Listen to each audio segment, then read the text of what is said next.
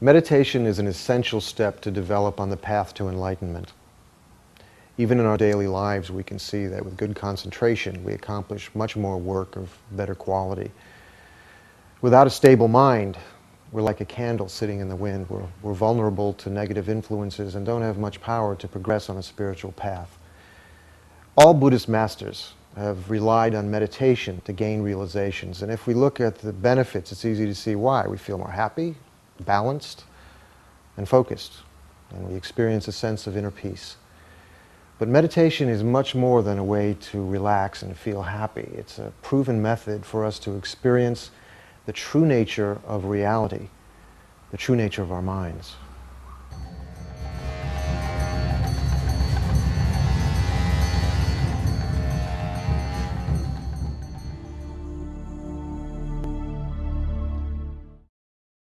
The beneficial results of any positive action that we do can be vast or limited depending on our motivation.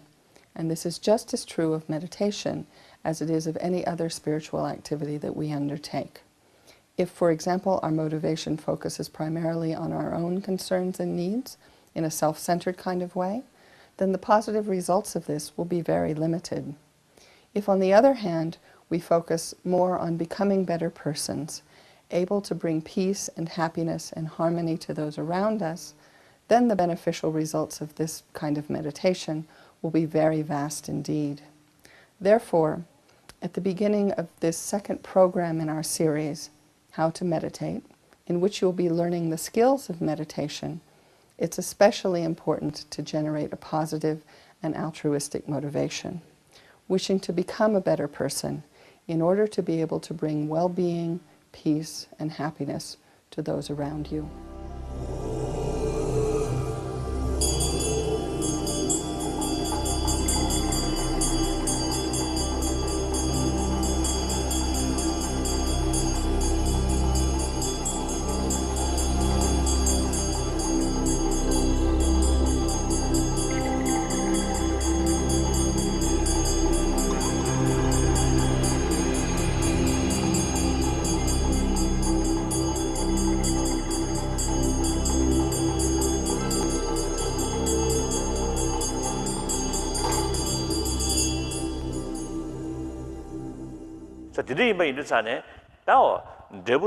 So when we speak about meditation, what do we mean by meditation?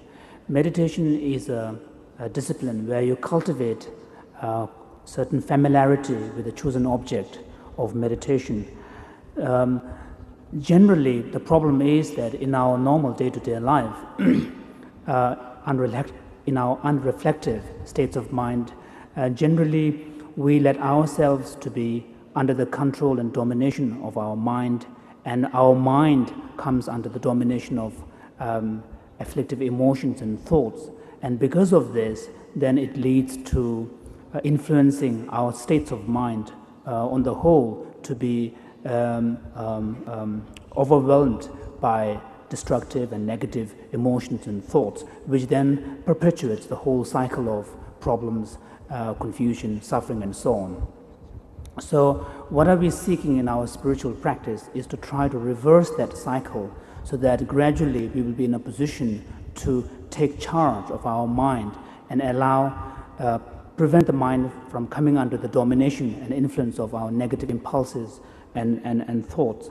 So the way in which we do this is to engage in a constant discipline of cultivation of this familiarity with the chosen object so that we will be able to gain a certain stability of mind where we have the capacity to place our mind and allow it to abide single-pointedly with a degree of stability upon a certain chosen object.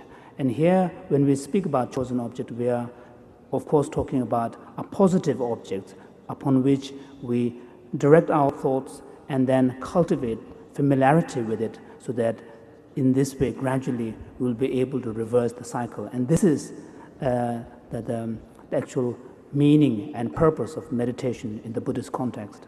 Therefore, we observe that the process of change that takes place within us is gradual. Similarly, when we are trying to dispel certain states of confusion or misunderstanding or misperceptions with regard to reality. Again, that sort of process of illumination, the process of dispelling, comes through in a gradual way. Again, we can observe from our own personal experience. So in the actual process of meditation, there are principally two approaches. One is the analytic meditation, the other one is placement meditation or absorptive meditation.